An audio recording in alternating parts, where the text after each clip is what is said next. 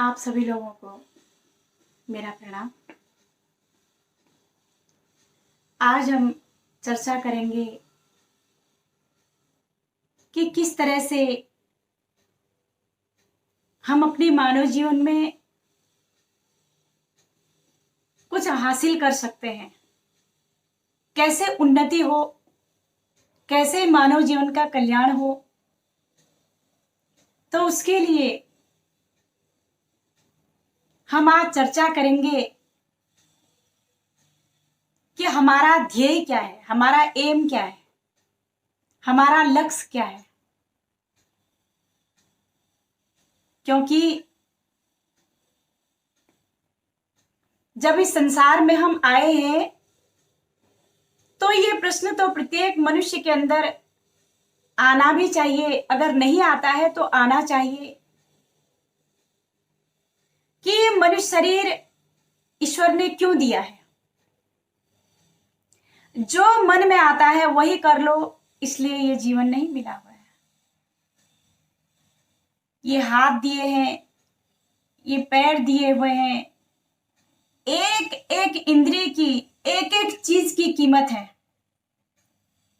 और ईश्वर की दी हुई चीजों की कीमत हमें तब पता चलती है जब हमारा कोई अंग भंग हो जाता है। ईश्वर की दी हुई चीज की अगर क्षति हो जाती है तब हमको पता लगता है कि वो चीज कितनी अहम थी, जिस पर हमने ध्यान नहीं दिया। ऐसी अनमोल श्वास, तो प्रत्येक मनुष्य को ये समझना बहुत जरूरी है कि इस संसार में हम क्यों आए और हम क्या कर रहे हैं और हमने कहां जाना है। मैं कौन हूं, मैं यहां किस लिए आया हूं और मैं यहां से जब जाऊंगा तो मैं कहां जाऊंगा। तो तीन चीजें हैं। जैसे मुझे एक बात याद आई कि जब ध्येय का पता ही नहीं है तो ध्यान आप कहां लगाओगे। बहुत सारे लोग ऐसे हैं जो लगे रहते हैं ढोलक में, चिमटे में, पूरा जीवन उनका उसी में व्यतीत हो जाता है। वो अपने अंदर प्रवेश होने की जो कला है, अपने अंदर प्रवेश होने की जो विधि है, उसको वो समझना नहीं चाहते हैं। अगर हम कितना ही उनको समझाएं कि आप इस चीज को समझो, वो सोचते हैं कि भगवान पाने का विषय नहीं है, भगवान का दर्शन नहीं किया जाता है। वो सिर्फ मंदिर तक जाते हैं और वापस आ जाते हैं। उन्होंने अपने मन में ही सोच लिया है कि भगवान का दर्शन नहीं हो सकता है। लेकिन मैं कहती हूं कि ईश्वर के दर्शन हो सकते हैं, क्योंकि जब परमात्मा है तभी तो हम हैं। और जब वो परमात्मा रूपी शक्ति निकल जाती है तो हमको यहां कोई रखना भी पसंद नहीं करता। थोड़ी देर के लिए भी, कितना ही सुंदर कोई हो, कितना ही प्यारा क्यों ना हो आपका, बहुत अजीज हो, लेकिन प्राण शक्ति निकल जाने के बाद लोग कहते हैं इसको आप ले जाओ, ये मिट्टी है। क्या चला गया? सब कुछ, नाक, मुंह, आंख, कान, पूरा शरीर यूं का यूं पड़ा हुआ है। फिर क्या चला गया जिसके वजह से हम कहते हैं ये अपवित्र हो गया, अब इसको छूना नहीं है। इसको छूओगे तो आपको छूत लग जाएगी, आप अपवित्र हो जाओगे। ऐसी कौन सी शक्ति निकल गई जिसके वजह से आप अपवित्र हो गए? और पवित्र करने वाली शक्ति को क्या आपने जीते जी समझा? अगर जीते जी हमने उस शक्ति को नहीं जाना तो हम तब भी जीते जागते इंसान भी एक लाश है, जीता जागता मनुष्य भी एक मृत है, क्योंकि वह उस शक्ति को नहीं जानता।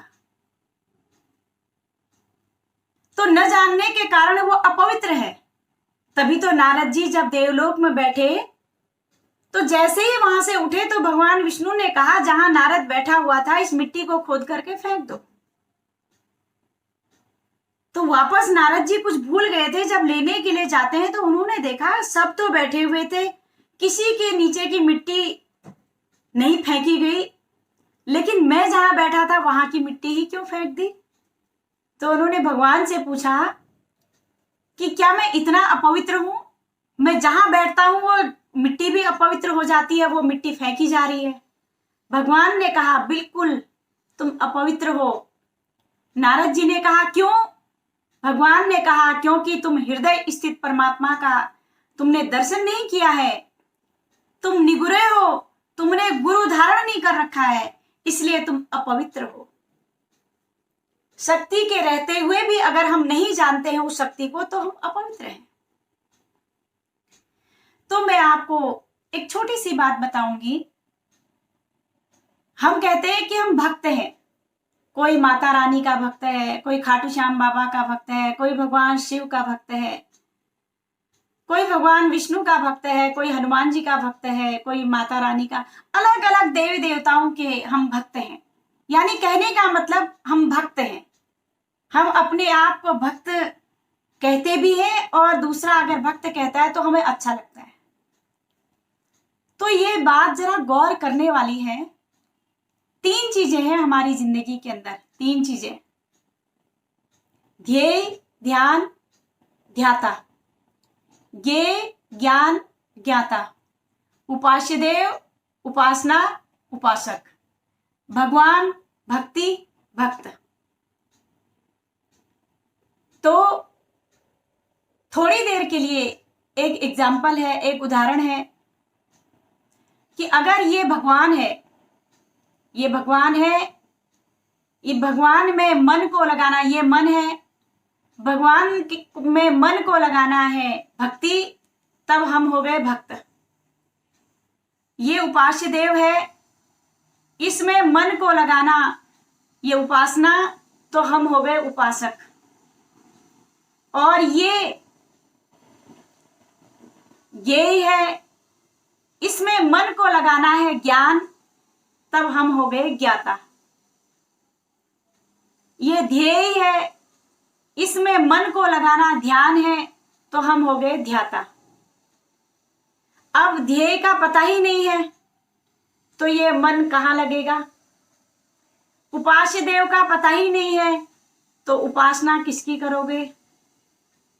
ज्ञेय का पता ही नहीं है तो ज्ञान, ज्ञेय, ज्ञान, ज्ञाता, ज्ञाता बन गए, ज्ञान भी है पर ज्ञेय का पता ही नहीं है। ये उपास्य देव है, इसमें मन को लगाना उपासना, उपास्य देव ही नहीं है, उपासना कर रहे हैं और उपासक बन गए। तो कहने का मेरा तात्पर्य, इसको जानना बहुत जरूरी है। ये ध्येय है और हमारा जो ध्येय है, ध्यान कहाँ लगाएंगे? बिना ध्येय के आप ध्यान नहीं लगा सकते। अगर आप किसी कुंवारी कन्या को कहो कि बेटी तो अपने पति का ध्यान कर, नहीं कर सकती है, क्योंकि उसने अपने पति को कभी देखा ही नहीं है। लेकिन एक शादीशुदा औरत को अगर आप कहते हो, स्त्री को आप कहते हो कि अपने पति का ध्यान लगाओ, वो कहीं पर भी लगा सकती है। क्यों? क्योंकि उसने पति को देख लिया है। तो देखी हुई चीज का आप ध्यान लगा सकते हो, जिसको आपने देखा ही नहीं है उसका ध्यान आप कैसे लगा सकते हैं? इसीलिए कितनी बड़ी बात कह दी कबीर महात्मा ने। ऐसे ही इतने बड़े महात्मा नहीं थे, कैसे उन्होंने कितनी बड़ी बात कह दी कि कहा सुनी की है नहीं, कहा सुनी की है नहीं, देखा देखी बात, दुल्हा दुल्हन मिल पड़े तो फीकी पड़ी बारात। सारी बारात तभी तक है जब तक दुल्हा दुल्हन नहीं मिलते। जहां दुल्हा दुल्हन मिल गए वहां पर बारात जो है सब अपने अपने घर। तो ये बाहर की बात नहीं हो रही है, ये अंदर की बात हो रही है। ये दुल्हा दुल्हन, वो परम पिता परमात्मा रूपी दुल्हा और आत्मा रूपी दुल्हन की बात हो रही है यहाँ पर। जब ये दोनों मिल जाते हैं, ये कहा सुनी की बात नहीं है। जब अपने अंदर प्रवेश होकर के, जब हम अंदर प्रवेश करते हैं, तो जब आत्मा परमात्मा से मिल जाती है तो ये संसार रूपी बारात भी फीकी पड़ जाती है। फिर वहां किसी की जरूरत नहीं होती है। इसलिए उस ज्ञेय को जाने, उस ध्येय को जाने, उस उपास्य देव को जाने, जहां हम अपने मन को लगा सकते हैं। भक्त तो कहलाते हैं, भक्ति भी कर रहे हैं, लेकिन भगवान का पता ही नहीं है। भगवान, भक्ति और भक्त 3 चीजें हैं। तो जब उसका पता ही नहीं है तो ध्यान कहाँ लगाओगे? इसीलिए ध्यान लगाने के लिए एम का होना बहुत जरूरी है। भगवान ने कहा कि अर्जुन, तुझे जो है उसके आंख में जो है तूने तीर लगाना है, बाण चलाना है। तो वो लक्ष्य विहीन नहीं था, उसको पता था, उसका एम था कि उसको क्या करना है। मछली की आंख को वेदना था, तो उसने अपना निशाना वहीं लगाया। जब हमें पता ही नहीं है अपने लक्ष्य का, अपनी ध्येय का, तो हम इस संसार के अंदर बोझ ही तो है। तो इसलिए हमें जानने की आवश्यकता है, समझने की आवश्यकता है। हम सब इस संसार के अंदर इस भीड़ में आए, इस भीड़ में ही उलझे रहे और इसी भीड़ में हम चले जाएंगे, लेकिन हैं हम अकेले। इसीलिए सिर्फ 2 ही दिन का मेला है। रे मन, ये 2 दिन का मेला रहेगा, कायम न जग का झमेला रहेगा। 2 दिन का मेला है बस, तीसरे दिन चले जाएंगे। इसीलिए ईश्वर का ध्यान करें, चिंतन करें। मनुष्य शरीर बार बार नहीं मिलता। चोला ये मानुष का हर बार नहीं मिलता, जो गिर गया डाली से वो फूल नहीं खिलता। मौका है ये जीवन का, गुलजार चमन कर ले, एक बार भजन कर ले, मुक्ति का यतन कर ले। कट जाएगी 84, हरि का सुमिरन कर ले। एक बार सुमिरन कर ले तो नाम लेत भव सिंधु सुखाए। उस ईश्वर का नाम लेने मात्र से परमात्मा को हनुमान जी ने अपने बस में कर लिया था। सुमेरी पवन सुत पावन नामू, अपने बस करी राखेव रामू। राम को अपने बस में कर लिया सुमिरन करने से। इसलिए आप भी सुमिरन करें, चिंतन करें, उसको समझें। अगर आपको नहीं मिलता है, आप उसको खोजिए, तलाशिए, आपको मिलेगा। मुझे भी मिला है, आपको भी मिलेगा। जब हम कर सकते हैं तो आप भी कर सकते हैं।